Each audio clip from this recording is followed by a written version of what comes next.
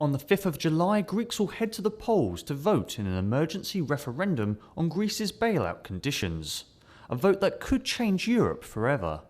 But how has this come about, and what will the result be?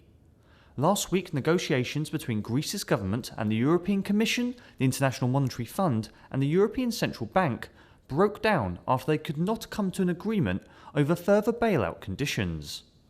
Prime Minister Alexis Tsipras made the surprising decision to call a referendum in which the public can vote on whether to accept the creditors' terms, saying the government could not accept any further cuts without a mandate from the Greek people.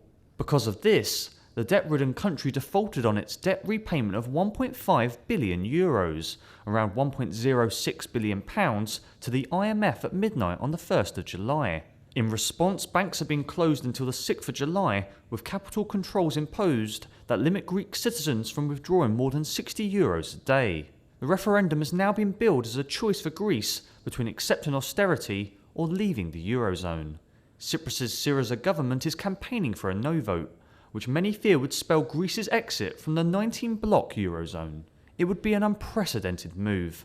No country has ever left the euro before, and it would result in Greece having to issue a new currency in order to keep the economy afloat.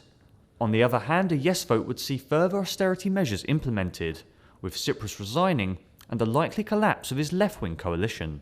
After 5 years of recession and welfare cuts, many ordinary Greeks would face even tougher times ahead if the creditors' terms are agreed to, such as a new VAT sales tax and increasing the retirement age up to 67.